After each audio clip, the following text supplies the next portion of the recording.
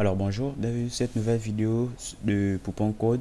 Donc aujourd'hui, je vais vous montrer comment vous pouvez déployer plus rapidement votre code sur Internet. Puis déployer, ça veut dire voilà, publier votre site, que ça soit accessible partout sur le monde, dans le monde entier, d'accord? Donc on va faire un petit projet pour commencer et on va voir comment on pourra le déployer. Donc on va créer un nouveau dossier qu'on va appeler déployer. Donc on va l'ouvrir avec Visual Studio Code. Donc je vais d'abord fermer la session courante. Donc je vais l'ouvrir ce dossier, je vais l'ouvrir avec Visual Studio Code. Bon, c'est mon éditeur de texte favori, hein. Euh, vous pouvez utiliser Sublime Text et autres. Mais moi, j'utilise Visual Studio Code parce que c'est très pratique. Donc, j'ouvre. Donc, vous voyez, mon projet, il est encore vide, il n'y a encore aucun fichier. Donc, le premier fichier que je vais créer, c'est un fichier HTML. Donc, je vais l'appeler index, pour l'appeler comme vous voulez, hein. Donc, .html. D'accord. Donc, je vais générer du code HTML parce que j'ai des extensions activées, d'accord? J'ai des extensions installées. Donc, HTML. Ouais, j'ai généré mon premier code HTML. Donc, voici pourquoi j'aime Visual Studio. Parce que dans Visual Studio, vous pouvez télécharger des extensions à ce niveau qui vous permettront d'aller plus vite dans le développement de votre projet. Donc là, je vais écrire un texte banal. Disons le Covid-19. Une phrase. Covid-19 est apparu en Chine. Donc voilà, ça c'est notre site. On va le tester.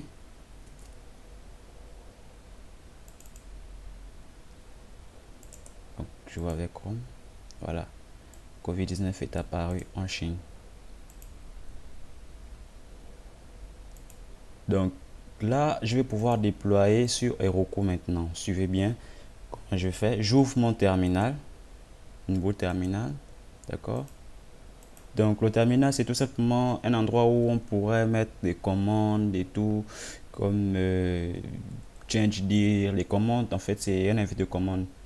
Donc là, on va pouvoir déployer. Qu'est-ce qu'il faut faire pour déployer? Et déjà, vous devez choisir votre hébergeur. Donc moi, j'ai choisi Heroku. Donc Heroku, c'est un hébergeur qui est plutôt pas mal. Voilà, qui propose... donc je vais commencer par supprimer un projet parce que quand vous êtes en mode gratuit, en fait, ça, on vous laisse un nombre de projets limité. Donc je vais le supprimer déjà. Donc là, moi, j'ai ouvert mon code sur... j'ai mon compte sur Heroku, d'accord? Donc ce qui me permet aujourd'hui d'être connecté et de pouvoir manager tous mes projets là-bas. Ça, c'est pas supprimé. Donc je supprime. Voilà, donc il me reste 4, donc je vais pouvoir créer un autre. Donc voilà, je suis là. Donc la première commande que vous devez faire, si vous êtes connecté, si vous avez ouvert votre invite de commande, c'est Heroku login. D'accord? Mais avant de faire Heroku login, effectivement, vous devez vous assurer que vous avez déjà ouvert votre compte sur Heroku. Donc vous partez vous inscrire sur Heroku d'abord et puis vous venez taper Heroku login parce qu'ils vont vous demander de vous connecter avant de pouvoir interagir avec Heroku. Donc moi je vais cliquer Heroku login. Voilà. Là il me demande d'appuyer sur n'importe quelle touche sauf la touche Q parce que si j'appuie sur la touche Q je sors. Donc je vais appuyer sur espace, ça va lancer le navigateur et on va me demander de me connecter. Vous voyez ça dans ce navigateur là c'est écrit login. Donc j'appuie. Vous allez remarquer qu'ici, c'était juste cette phrase qui était là, cette phrase-là, où il y a le petit, la lettre Q en jaune. Et là, ça a ouvert, ça a ajouté des choses en disant login, done. Donc, je me suis connecté. Je me suis connecté comme Marvin et tout, mon adresse mail et tout. Donc, là, je peux maintenant commencer.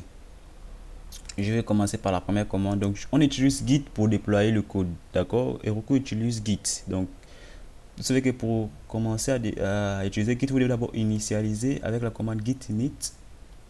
Donc, ça va initialiser un répertoire vide. Donc, après avoir fait git init, vous devez faire git add espace point. Donc git espace add espace point. Ne collez jamais le point, bah ça ne fonctionne pas. Vous voyez, donc ça a mis une erreur. Donc je dois mettre point, je dois mettre le point, je dois mettre un espace entre add et le point, d'accord. Donc là maintenant je vais pouvoir committer. Donc committer, c'est en quelque sorte les donner un nom, un paquet de code. Donc git add, ça permet, c'est comme si voilà, on vous demandait de vous rassembler. Maintenant le commit, c'est comme si on vous donnait un nom à ce rassemblement là. Donc je vais dire voilà, premier nom. D'accord, donc premier nom. Maintenant vous avez déjà un nom. Maintenant je vais pouvoir déployer le code. Regardez ce qui va se passer. Pour déployer le code, j'utilise également git push. Les gens qui utilisent la git savent comment ça, savent connaître cette commande. Git push et Heroku. Je vais faire un test. Il y a soit vous mettez main, soit vous mettez master. Donc là, je vais commencer par mettre main. Ça ne fonctionne pas, donc master doit nécessairement fonctionner. Il me dit quoi? Voilà, il n'a pas, Heroku n'apparaît pas dans le répertoire Git. Effectivement, pourquoi? Parce que je n'ai pas encore créé une application Heroku. Donc je vais utiliser Heroku pour créer mon app Heroku Create. Donc j'ai laissé par hasard comme ça, je vais pas donner de nom, ou je vais donner un nom. Bon, je vais quand même donner un nom, je vais dire loi. On va voir, ça va fonctionner. D'accord, loi, d'accord. Donc, vous voyez, c'est passé. Donc, http://git-heroku loi. Donc là, j'ai créé l'application. Je vais maintenant pouvoir déployer le code dans cette application-là. Donc, git push Heroku master. Donc là, ça va déployer.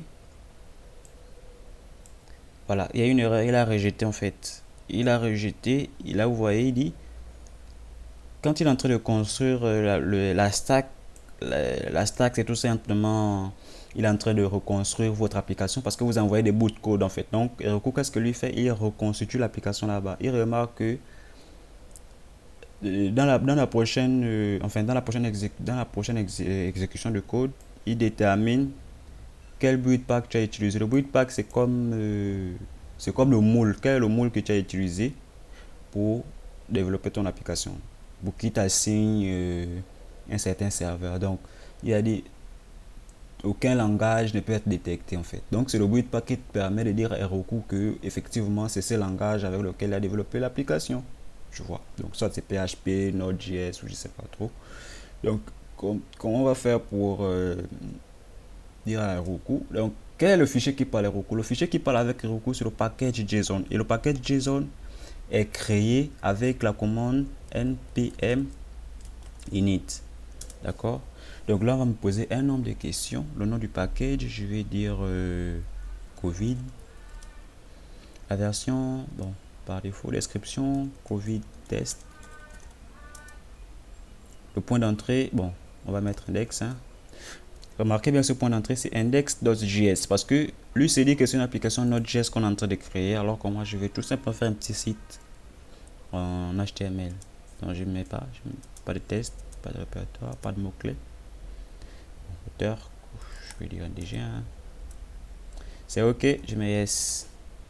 Donc vous voyez, ça a ajouté un nouveau fichier package JSON. Donc c'est ce fichier package.json qui parle, qui dit à Heroku que voilà, le monsieur, il a développé l'application avec Node.js. D'accord.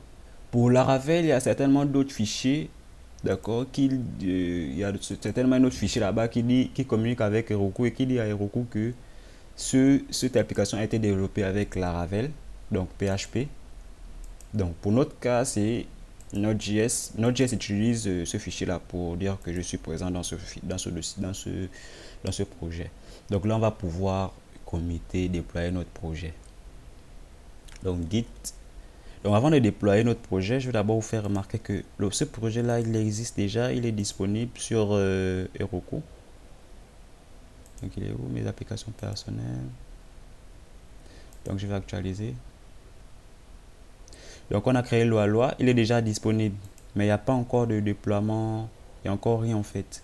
Vous voyez, il y a eu l'erreur de tout à l'heure, ça n'a pas abouti, donc c'est toujours là. Il n'y a encore rien eu là-bas. Donc là, on va déployer maintenant notre application. Donc Git, pour déployer, on va recommencer notre, notre processus. Donc c'était git add. Après git add, donc vous ajoutez, vous les faites rassembler en un bloc et puis vous leur donnez un nom. Vous faites un commit.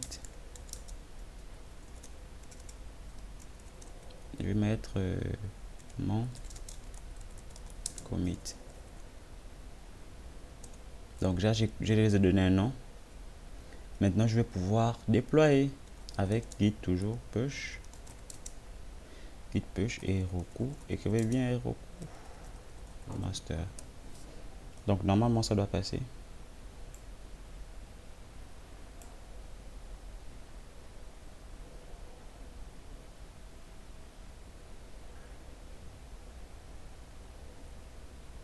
Voilà.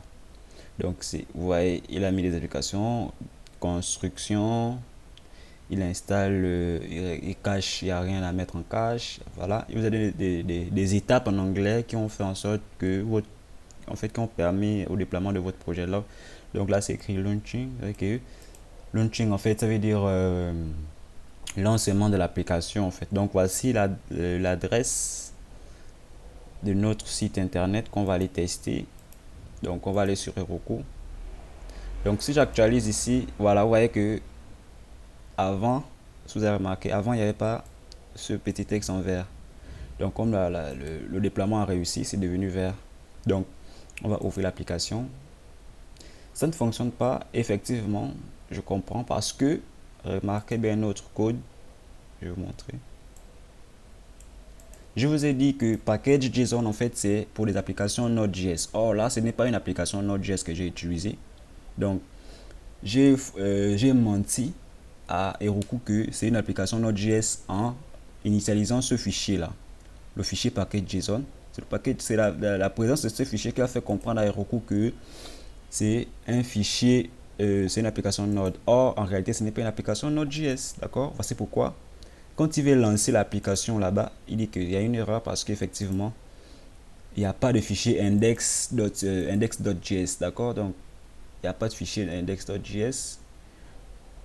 Si c'était une application Node, ça allait passer, mais là, c'est une application Node, c'est un site web basique en HTML. Donc, l'objectif ici, c'est de vous montrer comment, c'était de vous montrer en fait comment déployer votre code sur un hébergeur gratuit. Donc, merci. N'oubliez pas de partager la vidéo et de permettre à ce que la communauté puisse grandir. On est déjà un nombre qui n'est pas mal. Donc, je vous remercie déjà de prendre votre temps et de suivre des petits tutoriels. Donc, je vais encore créer d'autres et vous pouvez me suggérer également certaines de vos remarques en commentaire. Je vais prendre le temps de les lire et de pouvoir vous construire une nouvelle vidéo, de me donner également des idées de ce que vous aimeriez bien comprendre en informatique, d'accord? Donc voilà, n'oubliez pas de vous abonner, de partager la vidéo et d'activer bien évidemment la cloche pour ne pas rater la prochaine vidéo. Merci, au revoir.